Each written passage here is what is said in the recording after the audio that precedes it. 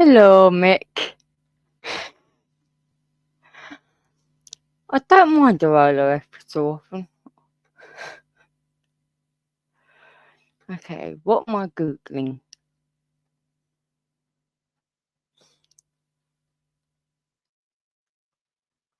Cup size. Oh, how are you, Mick?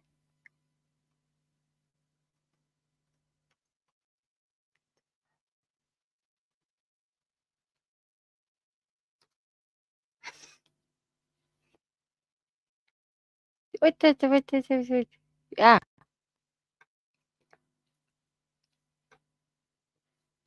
jet.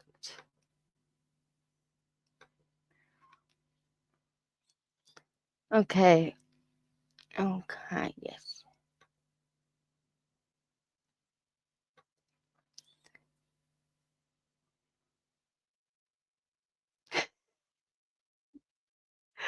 That's good, Mick. Enjoy being stoned. That's good. I had one about 20 minutes ago. Okay, best size by country.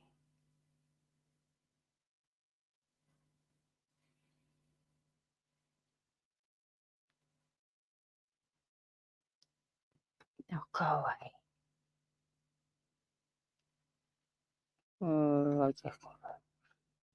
Oh, okay. I hate these ads.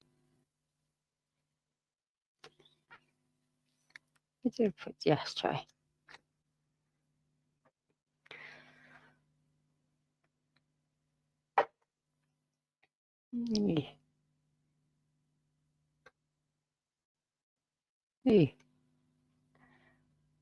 Okay, Norway is C to D. United States, C. Luxembourg, UK, C. Iceland, C. Russia, BC. Thank you, Kinky King. Okay, global breast size diversity. Okay, breasts inherently linked to female femininity and maturity are unique features that greatly vary among women worldwide. Factors like genetics, diet, weight, body mass index, yada yada yada. Okay, key findings. Northern Europe countries like Norway, Iceland, and United Kingdom lead the rank with breast size commonly falling within the C or CD range. Interestingly, other Scandinavian countries, Finland, Sweden, Denmark, have their average size between a B and a C. North America, United States and Canada rank fairly high with an average C and BC respectively. This could probably indicate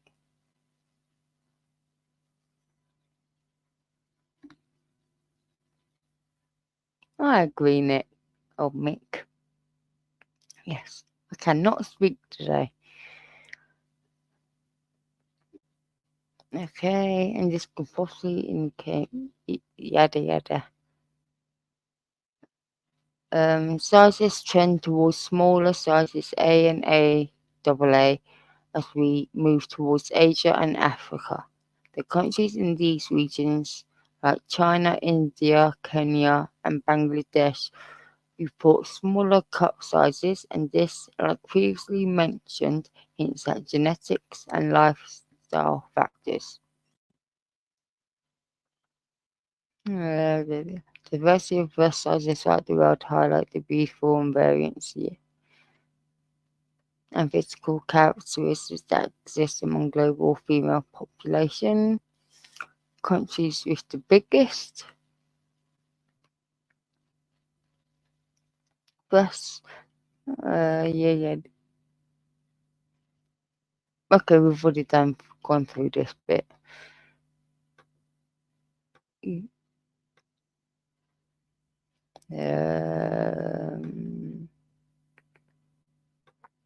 on.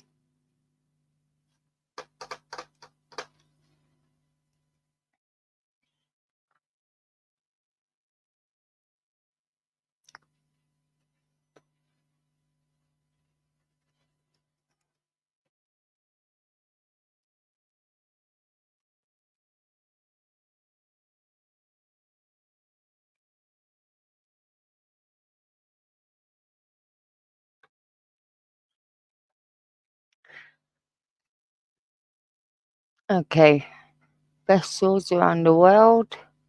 Oh, top 15 deadly swords in history.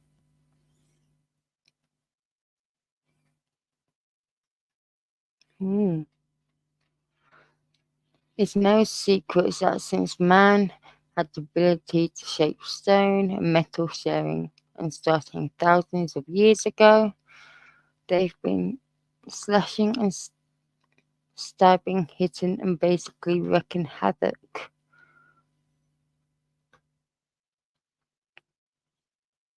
Wreaking havoc on each other since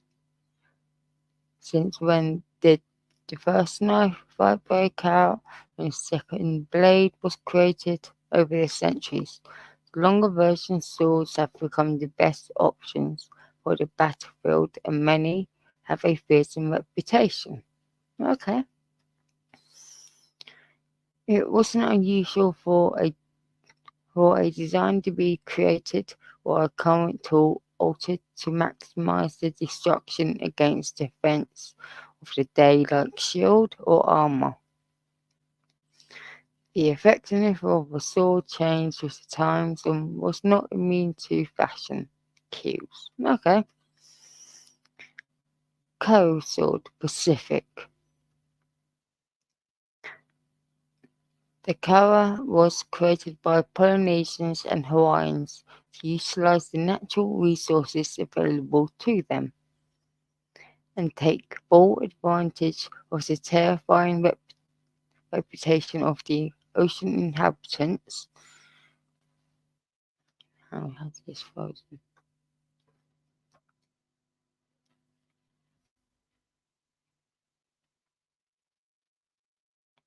Did that last time.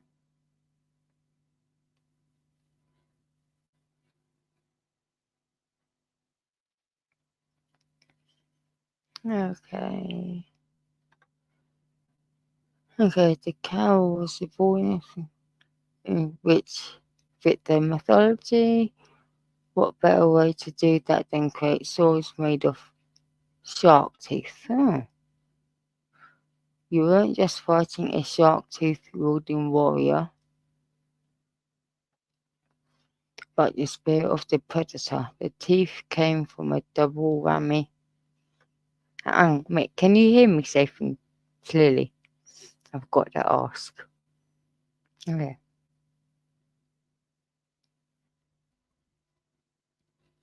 Did I introduce myself?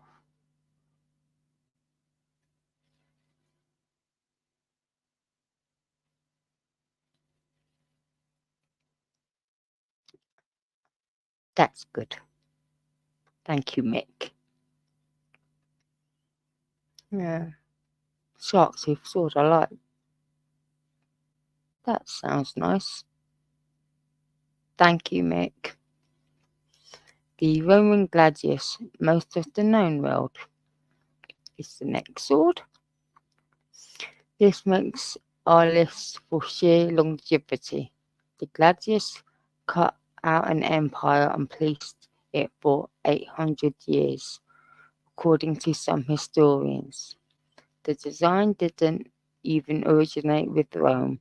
They saw the effectiveness of this simple short sword used by Celtic mercenaries who fought Hannibal and adapted it to their own. Though it could cut off an enemy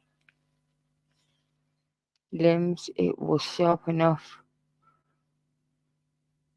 to close quarter combat. The Roman gladius was used as a great deal as a thrusting weapon, medieval core not being what it is today. Oftentimes could not heal a serious thrust from the sharp wide blade.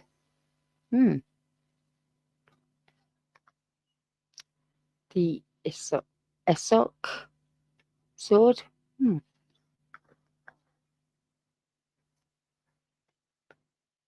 Essok sword, medieval Europe.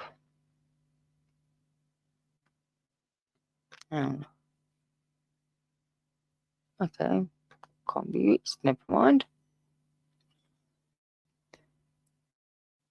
Essok swords were long needle-like blades with a very focused purpose to get through chainmail and plate armor with deadly efficiency. Often two-handed, they could puncture and separate any armor with a strong thrust. You grip the weapon solidly and put all your weight behind it for maximum effort. You didn't kill on the first thrust, you could count on it to maim and disable. So effective were these blades that they were adapted far and very popular in hunting or riskier than usual. Other means to hunt bears, boars, and deer. It allowed the hunter to get up close to a wild beast and kill it with a single thrust, proving his skill and bravery. The katana, Japan. Another weapon we've all heard of, and that is beautiful to look at. More than a fearsome weapon in movies, books, and video games. It was the choice of the samurai and was a symbol of social class.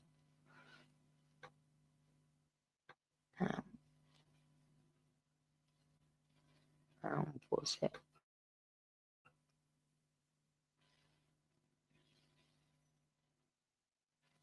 E.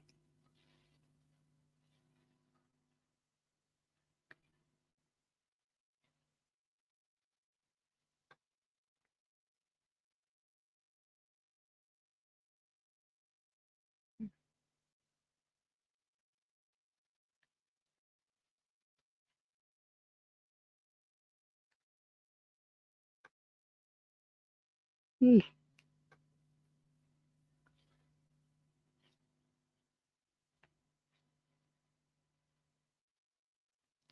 It's the finger. There it went.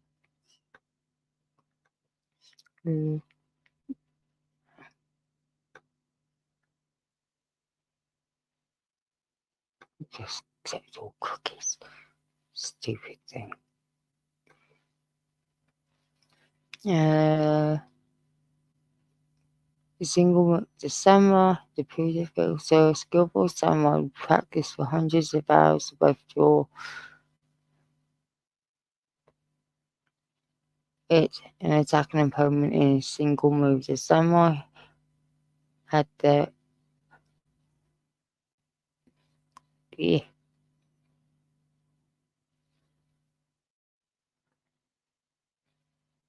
the power and influence. And in the 1876, a low and past influence. The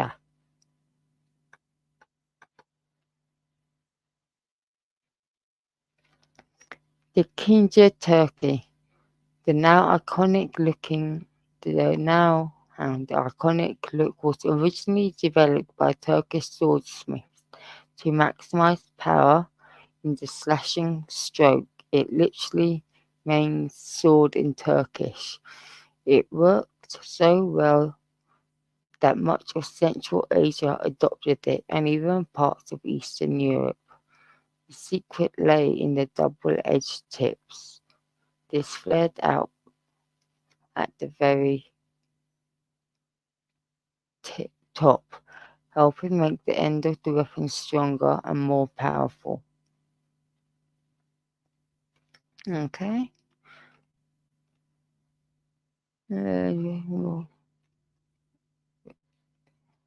Stronger, more powerful, and adding its momentum, a skilled warrior could use a kije to cut through human bone in single slash. Turkish warriors liked the menacing look of the sword, as well as thinking it made them look both more fearsome and more regal than their enemies.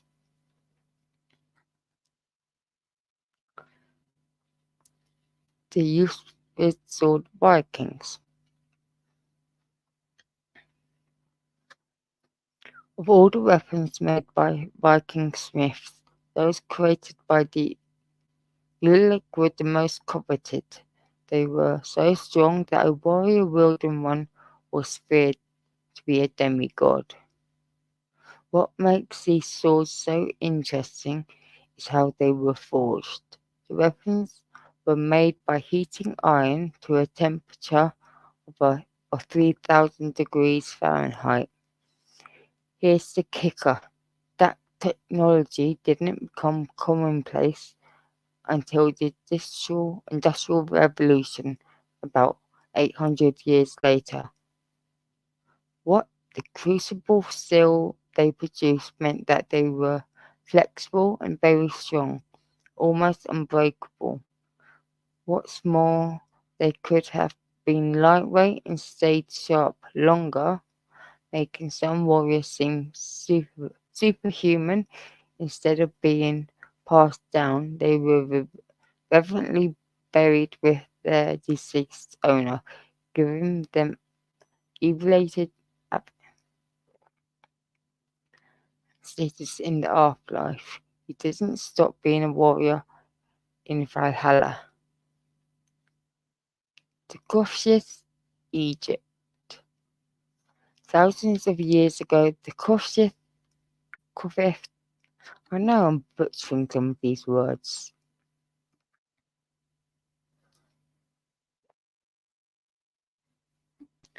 I am butchering some of these words, so very sorry. Okay.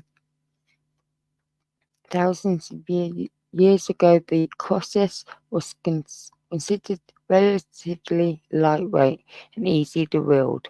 The curved blade was only sharpened on sorry about that on the outside and would have been used to cut, slash, and bludgeon an enemy. It was still thick enough and weight enough to literally beat you to death like a club. At the same time, the hook shape would allow a soldier to disarm his opponent and then attack him in a single move. Many pharaohs were buried with his quashisha by his side, and this type of sword continues to be shown in hieroglyphs for a few thousand years, even after use had ceased in battle, showing its importance. The kukri, India. Absolutely devastating in the hands of a Gurkha soldier. They could lop the head of an opponent in one swing. A soldier with the proper training could take out multiple opponents with it in short order. It was said that some soldiers gave up fighting altogether when they saw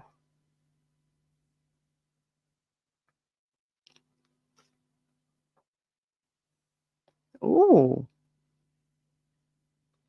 that sounds interesting. Definitely sounds interesting.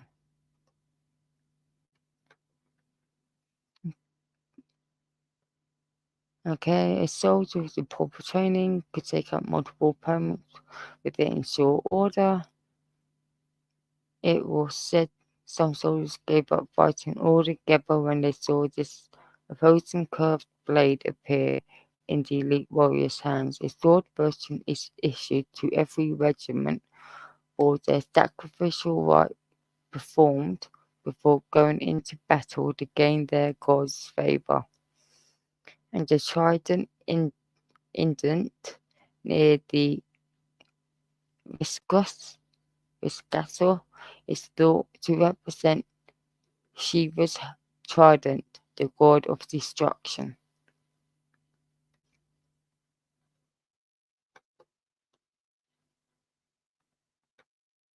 Ooh.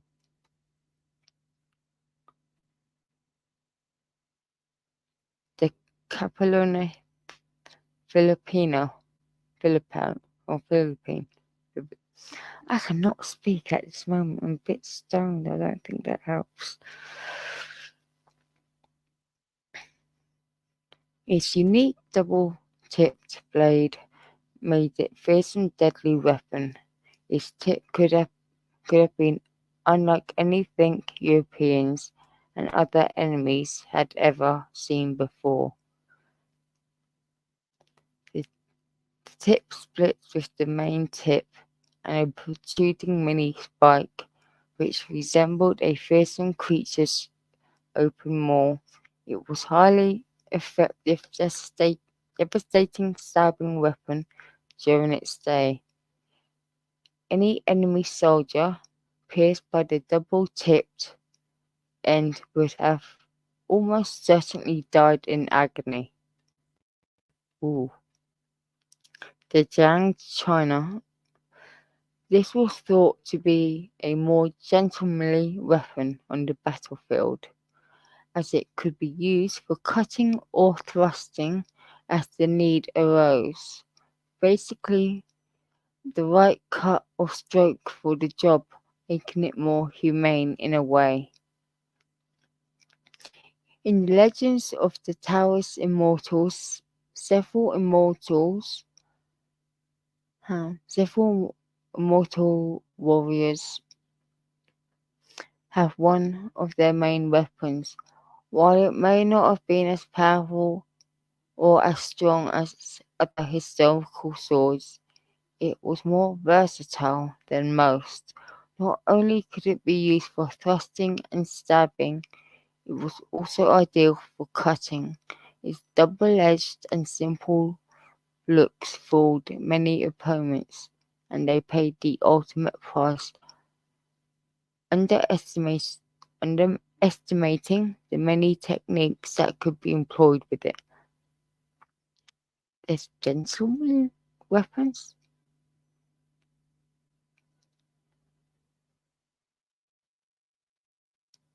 What the heck's a gentlemanly weapon other than that? I also know that the Jiang China. Okay, yeah.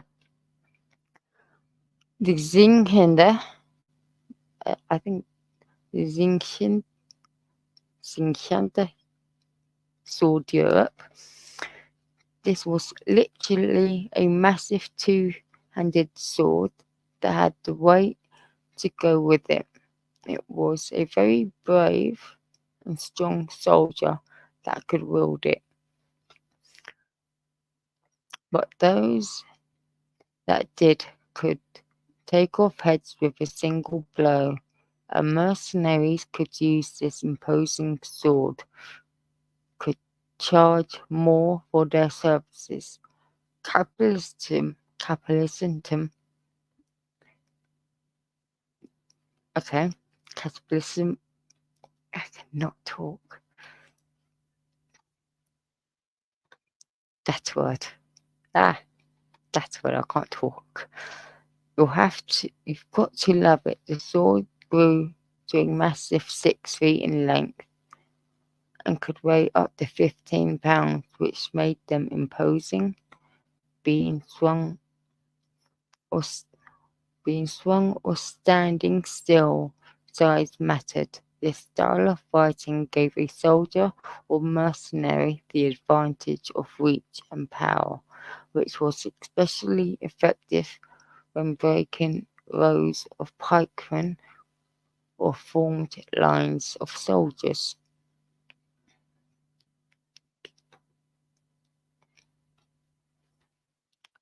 The Calabash Cazabalk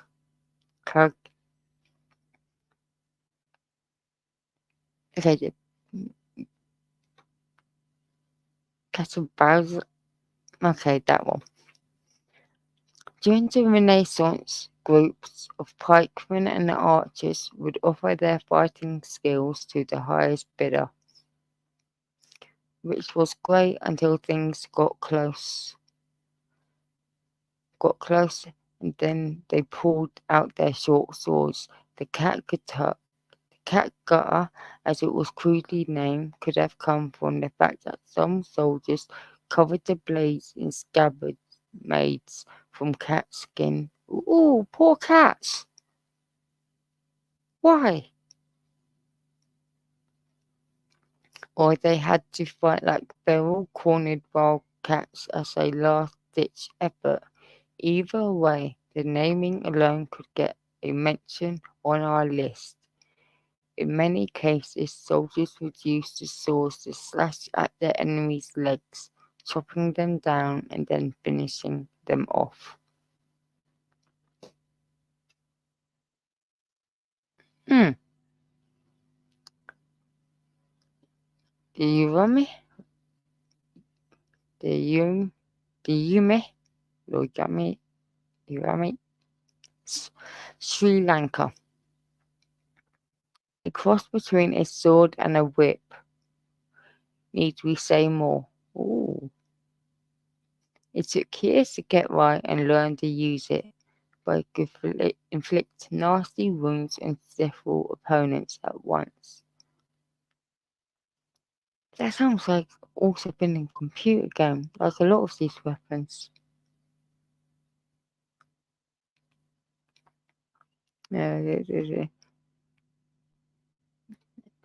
This may be the only one on our list that altered the sword as a weapon of mass destruction. It composed of many flexible metal blades, sometimes as many as 30 attachments to a single handle. The blades are wrapped around the waist of a belt when not in use. Once out and ready for action, it was handled more like a whip. How things could have been different for Indiana Jones.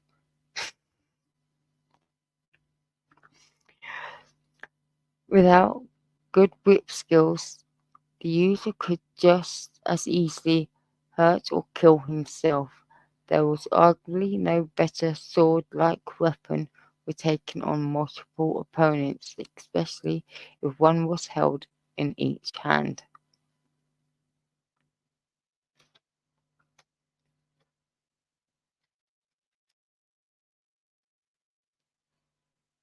Yay, that's impressive.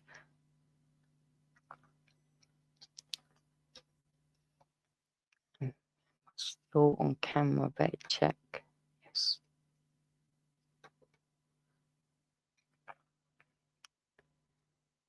The Kada, the Kadaha, the and they sometimes have a silent K.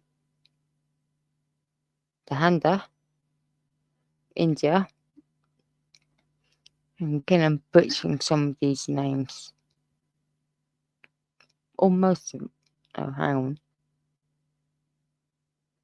Yeah, I'm butchering all of them. Okay, the sword was... Okay, that one. I can't speak it. Handa, I'll call it. India. This sword was used by the warriors of the Indian subcontinent, and is now a spiritual object as well as a weapon of war from the 1700s. On this double-edged sword, came to be fitted with hand and finger guards and even basket hilts, which we believe influenced all European weapons with its traits. This is why we have put it so high on our list. The handle was a symbol of bravery and sacrifice for Sikhs, and remains revered after centuries of use in battle and ceremony, emphasizing its spiritual importance. Hmm. Incredibly, and winner the Mai Dao, China. Incredibly and against all odds, this sword was so popular with Chinese warriors that some even took the swords into battle during World War II, I think it is. There. While it may have been no match for modern munitions of the day, the sword is deadly close up, as Japanese soldiers learned at a high cost. The name means sprout stabber, due to the way it resembles of a sprouting plant.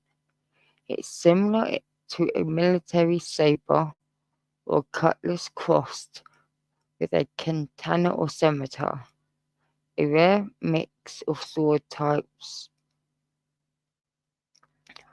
rolled into one sword that makes almost any style of fighting possible.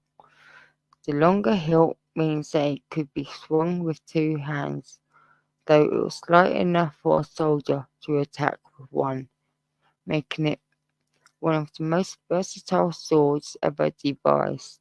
And in addition to being used in the heat of battle, it was also used to execute captured enemy soldiers, like we said, versatile. Okay. Honorable mention, the Flame Sword Germany. Ooh, fire swords. I like that. Yes. Hmm. Okay, the flame rod was a highly effective weapon and looked great. It was thought to be a heavy blade which could inflict more damage when being pulled from the body. Not unlike a saw blade with sharp teeth, while the undulations could slow an opponent's blade all the way through, all the way at the in the hand could slow an opponent's blade all the while throwing off their technique. Although much of this was a myth, it is an attractive and unique weapon. If you need a sword that will see you through battle after battle, pick one from our range of functional swords. Okay. Hmm.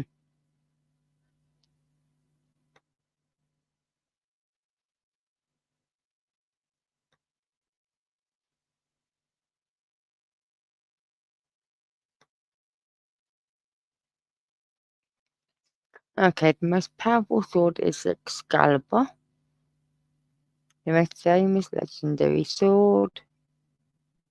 Oh, and then the guy is a famous place from mythology. Okay, let's go away.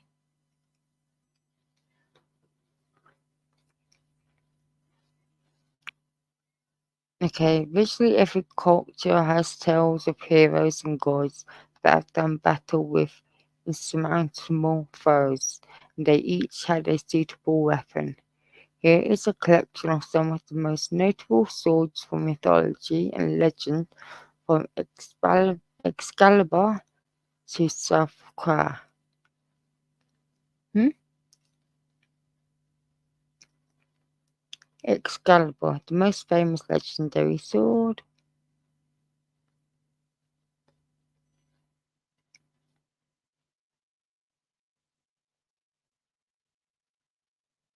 Mick, if you have any suggestions for me to Google something, let me know.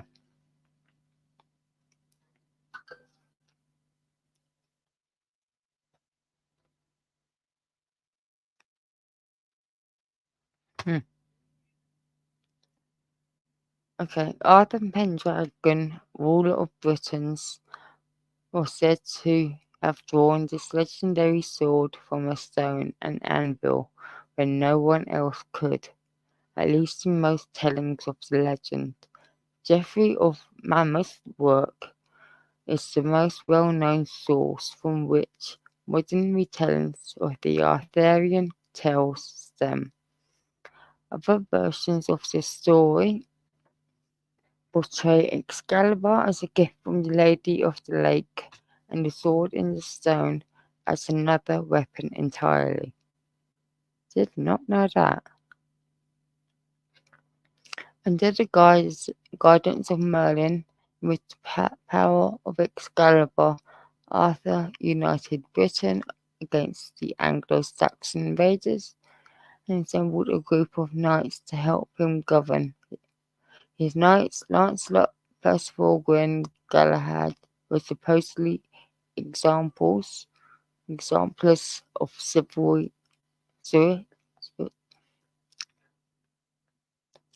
civic ideals. Arthur was said to have fought his nephew Morad at the Battle of Calam.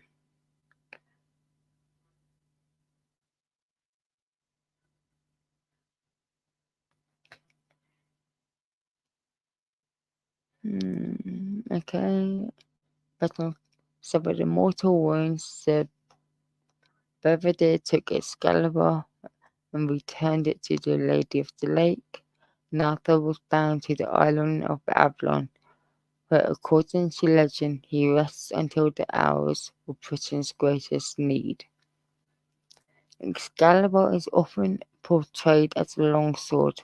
However, during the 6th century, when King Arthur supposedly lived, the earliest sources date to this period. It's more than likely he would have had a short blade, similar to a Roman gladius.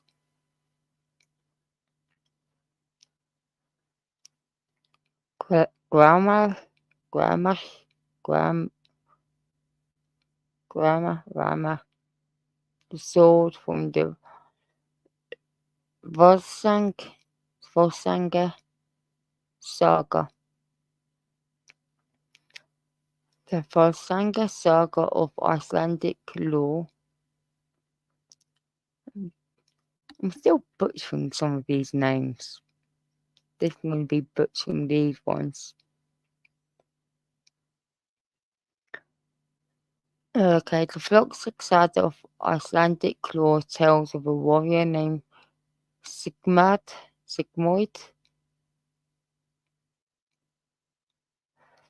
At his sister Signy's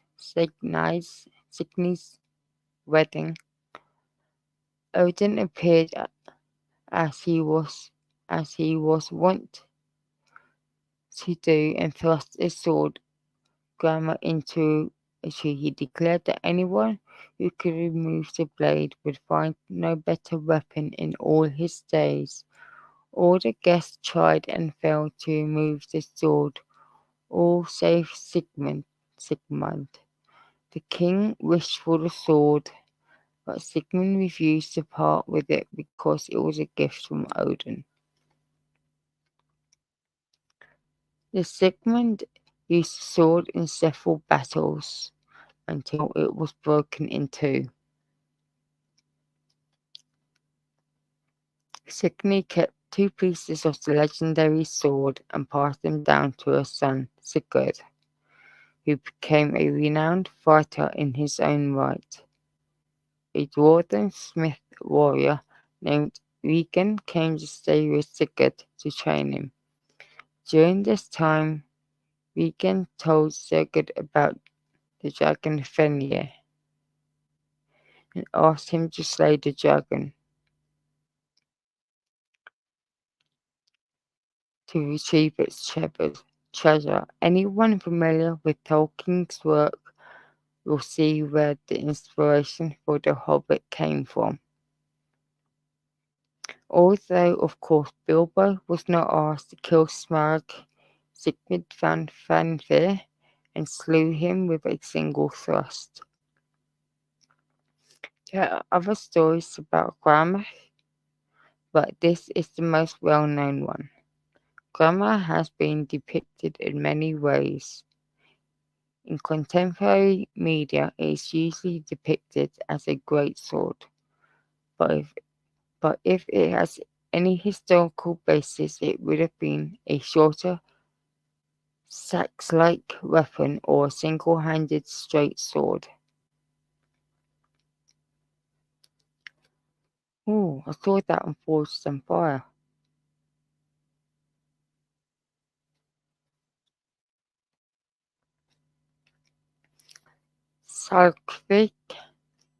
Salfika,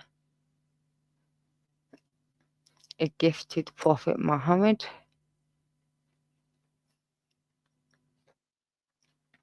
This legendary sword, gifts to the Prophet Muhammad by the Archangel Gabriel, passed to Ali ibn Abi Talib. I'm so butchering that.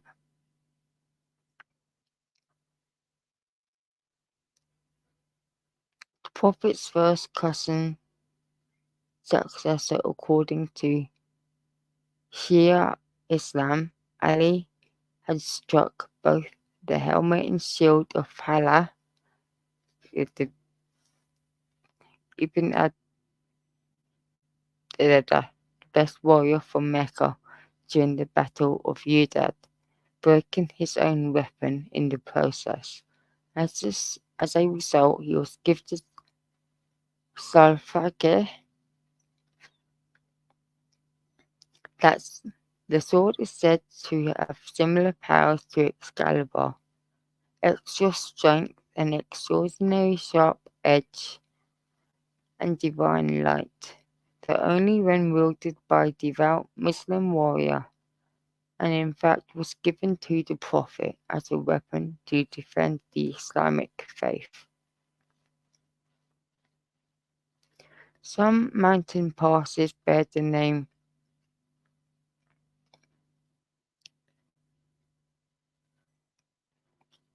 Salbikrak. I keep saying it different, don't I? Because the Prophet Muhammad is said to have used the sword to carve them, saying the or the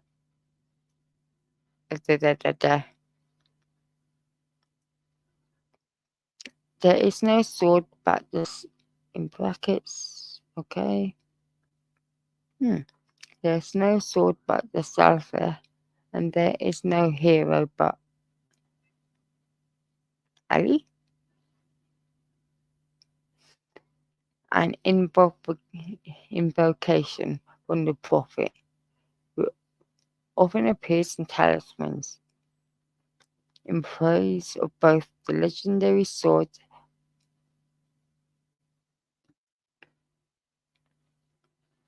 and Allah himself. The weapon is depicted on many flags and insignia as a scissor-like blade, but more plausible variant is a similar scimitar, which has its tip split into two pieces.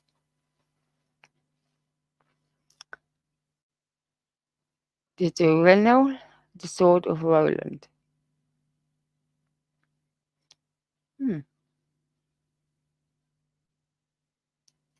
Again, Lord of the Rings.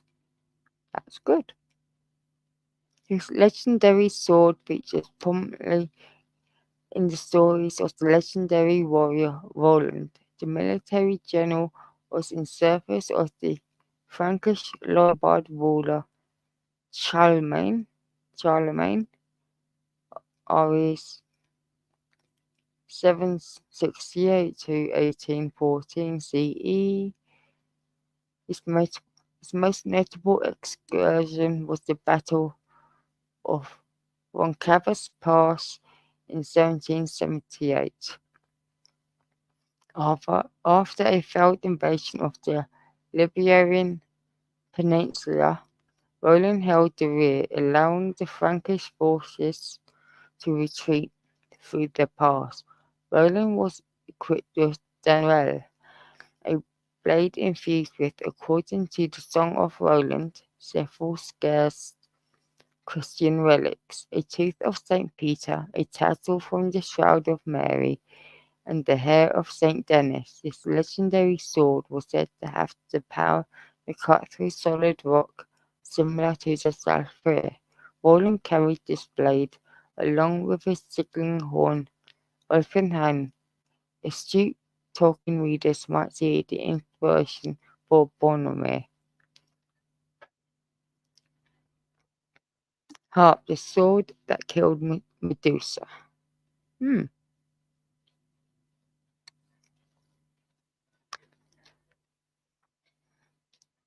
This Greek weapon has several wielders: Cronus, Zeus, and Perseus. It was a short, curved blade with a sickle-like protrusion, originally used by Cronus to kill his father, Oceanus, for his cruelty at the behest of Gaia. Mhm.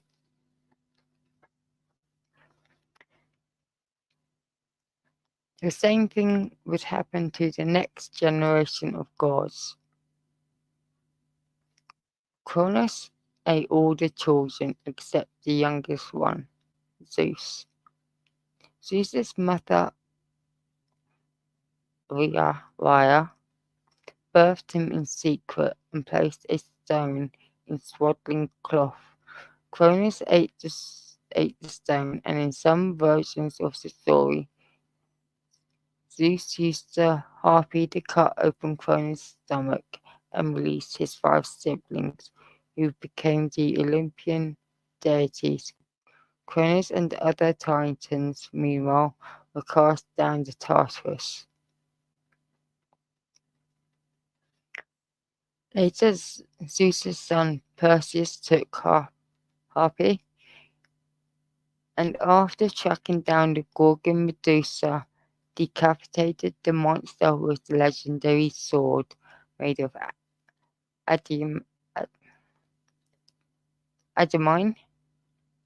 /diamond. Some sculptures depicted Harpy as a straight sword with a sickle-like protrusion, but others have made it resemble an Egyptian Huphias.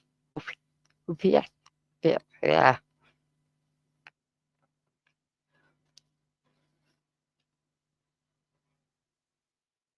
And we know Habarika, the sword of the storm god. Ooh.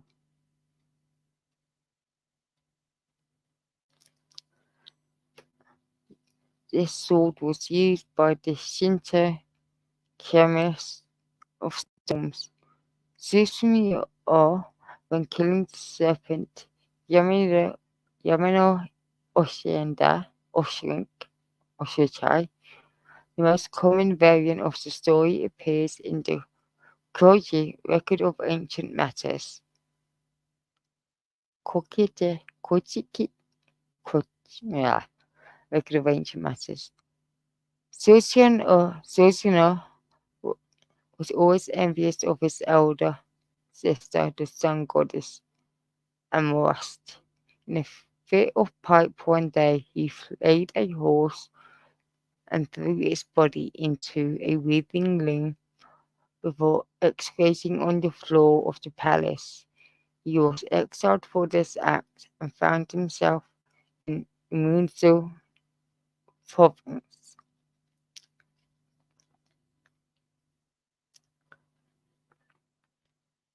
During the storm god's wanderings, he came across a couple grieving the impending abduction of their daughter, Kamaya Kashmida Hime. Their other 7 daughters had already been taken and devoured. The culprit was none other than the 8-headed serpent, Gamio Yamio no Babio no Okichi, who took yearly sacrifices. Samuel, seeking to redeem himself, agreed to kill the creature. He instructed the couple to make 8 barrels of the strongest sake possible and place them on raised platforms with 8 gates around them. The serpent came and drank the sake, and while it was distracted and trapped by the 8 gates, Samuel severed all of the monster's heads and tails.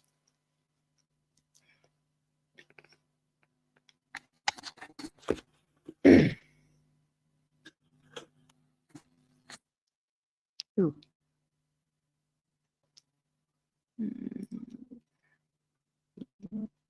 One of the swords embedded the Amina cloud cluster sword. Samuel gave the sword to Amaras in recognition. Later it was renamed the Casino Tassia, which we'll discuss momentarily. Okay. Casino Tassia Tusuri.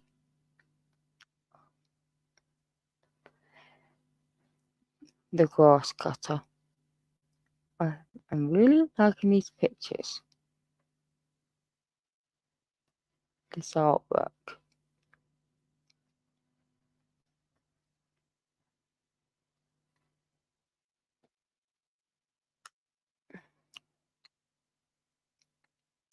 This legendary sword is part of the 3 imperial regalia of Japan, along with the Kakano Kimi mirror and the Kasiomaki's. I'll just call it Jewel, it'll be easier for me. As discussed above, this sword was a gift from Sasumu to Amaterasu. She passed it along with the sacred mirror and jewel to her grandson, Nikia no Mikoto. The sword, at this time still referred to as Amino Blood, was given to a warrior named Yamuro Take. The story goes Takuro was on a hunt, and a rival warlord saw an opportunity to kill him by setting fire to the tall grass and preventing his escape. But Amino Masurumo gave its ruler the power to control the wind. Ateko found out when he attempted to cut the grass to remove the fuel. With death strings, he sent gusts of wind to push the fire away from him and back towards his enemy. In commemoration of his feat, he named the legendary sword the grass cutter. Both the grass cutter and the Amyo Habarashi are known in Japanese myth to resemble Tori or Keen, an early straight-bladed double-edged sword rather than the more distinctive taki or katana. Modern media often depicts these weapons so that they more obviously resemble Japanese designs.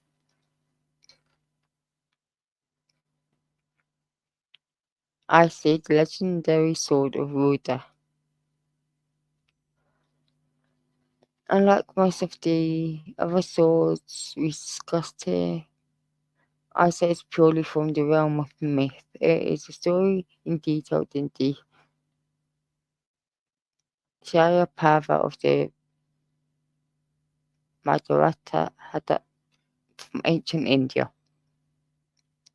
Before humanity was created, the universe was in chaos, a common theme in many ancient myths. The gods, or Deva, were in a struggle against the demons, or Asuras. The Deva were doing rather poorly, so they turned to the supreme deity, Brahma, for help. He performed sacrifices to create the ultimate primordial weapons, manifested in the form of a razor-toothed beast that glowed brighter than any object in the sky. The creature then transformed into the sword Asi. The reader, the god of storms and one of the avatars of Shiva, took up this sword and single-handedly routed the army of the Asuras and reasserted his rule over the world so that humans could exist in peace. The world was first cleansed in a flood, and then the sword Asi was passed down to the hands of man figure.